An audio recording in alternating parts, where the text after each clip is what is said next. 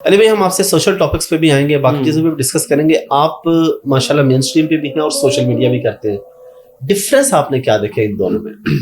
دیکھیے social media جو ہے نا, مین اسٹریم میڈیا کی بھی میں آپ کو اہمیت بتا دیتا ہوں, لیکن میں سمجھتا ہوں کہ اب آج سے 5 سال پہلے ہمارے ایک باس ہوا کرتے تھے, انہوں نے کانفرنس منعقد کروائی تھی.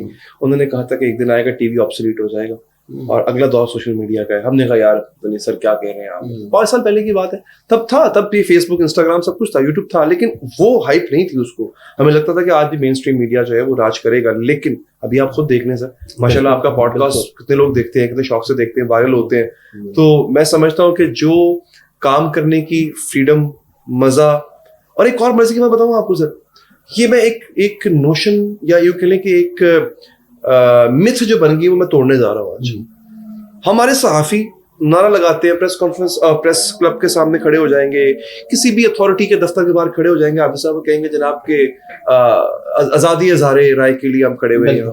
بالکل سر یہ ہر صحافی کے لیے اصول بنا لے اپنا. یہ میں مجھ سے بڑے بڑے سینئر ہیں سر, آزادی اظہار رائے نتھی ہے آپ کی فائنینشیل فریڈم سے 100%. جس دن صحافی 100% ایسے ہی ہے سر, جس دن آپ کا صحافی فائنینشیلی فری ہو جائے گا, اگر وہ دیکھیں, میں اس بات کو بڑے ببانگ دھول کہتا ہوں, چینل کسی صحافی نے نہیں بنایا ہوا, چینل ایک سیٹھ نے بنایا ہوا ہے, اس کے پاس پیسہ ہے اس لیے بنایا, کیونکہ بڑا مہنگا کام ہے چینل.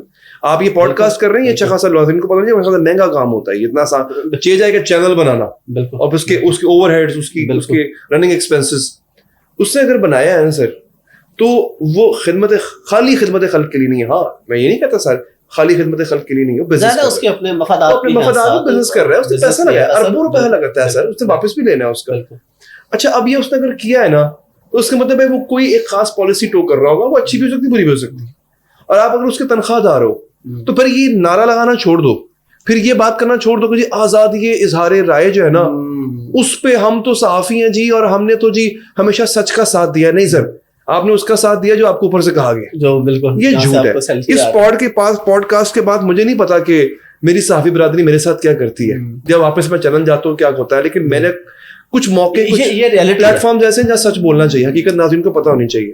علی بھائی یہ ریسنٹلی ابھی ہوا ہے, ہمارے ایک دوست ہیں, بغیر نام نہیں بات کرتے, انہوں نے کوئی ویڈیو کی, پھر اوپر سے ان کو کہیں سے کال آئی ڈیلیٹ کرنے کی ہے وہ, تو چینل ایک چینل ہے ان کے جو ہیڈ ہیں, جو بھی اس کو مینیج کرتے ہیں, ان کو کال آئی, تو وہ جو لڑکا تھا نا اینکر, ہمارا بڑا پیارا دوست ہے, اس نے کہا جی میں ڈٹ گیا ہوں.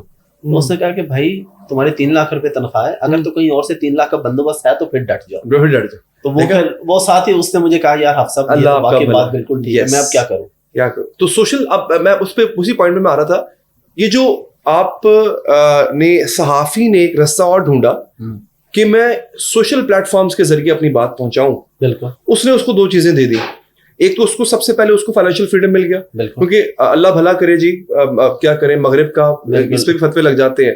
اس نے کیا کیا, اس نے کہا بھائی جان تم جو بیٹھ کے سارا دن موبائل کے اوپر, تمہیں اس سے پیسے بھی کمانے کا ذریعہ دے دیتے ہیں. اسے پیسے بھی ڈالر دے دیے. اچھا ڈالر کمانے لگ گیا, صحافی کو ایک لائف سٹائل مل گیا, پیسے آنے لگ گئے. میں سر ایسے بھی ماشاء اللہ یوٹیوب کے صحافیوں کو جانتا ہوں کہ جو 40 50 لاکھ روپیہ کماتے ہیں مہینے کا. بالکل ایسے ہے. اب مجھے بتائیں سر, اس کو کس بات کی پرواہ؟ ہاں وہ اس کو پھر اس کی نیت پر ڈیپینڈ کرتا ہے, وہ بولے سچ, کیونکہ اس کے کوئی چیک اینڈ بیلنس نہیں رہا اس کے اوپر, وہ پھر شتر بے مہار ہے. لیکن ہوا کیا کہ اب اس کے اوپر سے سیٹھ کی چینل کی تلوار اٹھ گئی ہے, وہ فائنینشیلی فری ہے. اب اگر اس کے دل میں کھوٹ نہیں ہے تو وہ سچ بات کرے گا, لوگ اس کو سنیں گے. تو یہ میرا ماننا ہے کہ اگر صحافی نے فری ہونا ہے, اس کو ایک فریڈم آف ایکسپریشن چاہیے ہے, پہلے تو فائنینشیل فریڈم لے کر. بالکل میرا ساتھ ساری چیزیں بالکل. علی بھائی کوئی ایسا پروگرام جس کے بعد آپ کو خطرہ پڑ گیا ہو؟ بے شمار. کوئی خاص جو آپ شیئر کرنا چاہیں جس کے بعد ہو کہ نوکری کا تو پڑا ہی ہوگا, وہ تو لازمی ہے, ساتھ جان کا بھی خطرہ ہو, یا کوئی ایسی دھمکیاں ہوں کہ بھائی آج کے بعد نہیں؟ اچھا میں سچ بتاؤں آپ کو, مجھے نا اس بات کا اندازہ ہے کہ آپ نے نا کس حد تک جانا ہے. جی جی, ہر انسان کو پتا ہونا چاہیے کہ اس کی کتنی پسلی کتنی ہڈی ہے, وہ کتنا نکال سکتا ہے.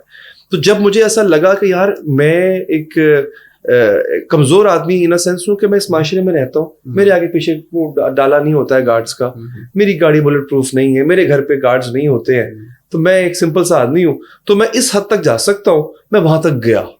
اس کے بعد جب میرے حوصلے نے جواب دیا تو میں خود ہی خاموش ہو گیا. میں اتنا کہ جرنلسٹ ہوں. ٹھیک ہے, میں کوئی بڑا دعویٰ کر کے یہاں سے نہیں. ویسے یہ بہت اچھی بات ہے کہ آپ سچ بول رہے ہیں. بس یہ سچ ہے, اتنا ہی سچ ہے کہ میں اتنا ہی جرنلسٹ ہوں, میں اتنا ہی انسان ہوں, میں اتنا ہی مسلمان ہوں. کیونکہ ہر انسان کی نا ایک کیپیسٹی ہوتی ہے, اور ہمارے یہاں 90% انسانوں کی 99 کی اتنی ہی کیپیسٹی ہے. اس کے بعد اگر کوئی بات کرتا ہے تو پھر وہ ایگزیجریٹ کر رہا ہوتا ہے. اور ہمارا دین بھی یہی کہتا ہے کہ کمزور ترین درجہ یہ ہے کہ دل میں برا جانا. مجھے میرے استاد نے, ہمارے بڑے اچھے دوست ہیں, استاد بھی ہیں, انہوں نے مجھے ایک بات بڑی اچھی سکھائی. احمد بھائی, انہوں نے کہا کہ نا بولڈ ہو کے پویلین جا کے بیٹھنے سے بہتر ہے کریز پہ کھڑے رہو.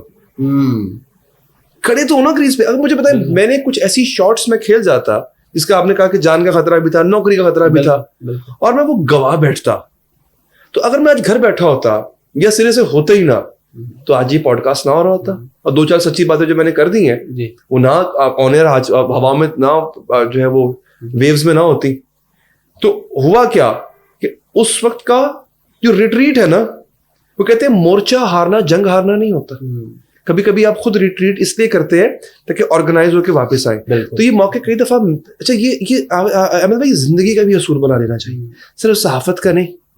اگر کسی ایک جگہ سے آپ کو پسپائی اختیاراً کرنی پڑ رہی ہے کہ آپ کے اختیار میں ہے آپ خود, لیکن پھر بھی آپ پسپائی اختیار کر رہے ہو, ری آرگنائز یور سیلف. اپنی زندگی کو بھی ایسے لے کے چلو, یقین کیجئے بہت بہتری ہوگی. مجھے نا ایک میرے جو پروڈیوسر صاحب ہیں, جب میں شو کرنے بیٹھتا ہوں, اچھا اب آپ جب ٹیلی ویژن کا کیمرے نے وہ دکھانا ہے اس کو نظر آ رہا ہے, بالکل علی حیدر کے پیچھے کیا چل رہا ہے اس کو نظر نہیں آ رہا. میرے پروڈیوسر صاحب مجھے بڑی اچھی چیز کرتے ہیں, وہ مجھے نا کیوں دینے سے پہلے, مجھے کاؤنٹ ڈاؤن 10-9 کرنے سے پہلے وہ کہتے ہیں علی بھائی کمپوز یور سیلف. یہ بڑا اچھا جملہ ہے ایک. وہ کرتا کیا ہے مجھے, وہ کہتا ہے کہ اب پورے دن میں بے شمار پریشانیاں, بے شمار کیلکولیشنز جمع تفریق انسان کر رہا ہوتا ہے, ان سب کو جو ہے نا وہ ایک دفعہ آپ نے ان کی چھنی سے نا ان کو گزار کے فلٹر کر دینا ہے. آپ نے کمپوز یور سیلف. یہ چیز جب میں نے اپنے شوز میں کرنا شروع کی, مجھے اس کا فائدہ ہوا, تو میں نے اسی چیز کو اپنی زندگی میں اپنایا کہ جب آپ کو لگے نا, اور یہ میں ایک بڑا کہہ لیں کہ ایک تلخ تجربات سے گزرنے کے بعد میں یہ مشورہ دے رہا ہوں آپ کے دیکھنے والوں کو, جب آپ کو کچھ سمجھ نہ آ رہا ہو نا, کبھی کبھی ایسے حالات ہوتے ہیں احمد بھائی کہ زندگی میں اتنا کچھ خراب ہو رہا ہوتا ہے, جس چیز کو ہاتھ ڈال رہے ہو وہ خراب ہو رہا ہے, سمجھ نہیں آ رہا کس راستے جانا ہے, تو اللہ سے مدد مانگنے کے بعد کہ یا اللہ مجھے سیدھا راستہ دکھا. اب وہ جو ہے نا وہ ایاک نعبد و ایاک نستعین, وہ خالی اس لیے نہیں ہے کہ میں نے جنت میں جانا ہے, دنیا میں بھی اگر کچھ راستہ دیکھنا ہے, وہ مانگنے کے بعد ایک دفعہ نا ہر سب کچھ چھوڑ دو. جو کر رہے ہو نا, جو کر رہے ہو, چاہے وہ آپ کے کریئر میں کے حوالے سے ہو, بزنس کے حوالے سے ہو, رشتوں کے حوالے سے ہو, سب چھوڑ دو. ٹیک اے اسٹیپ بیک لے کے نا ریلیکس کر کے ہر چیز کا برڈ آئی ویو لو, بالکل اوپر سے دیکھو ایسے کہ یہ کیا ہے.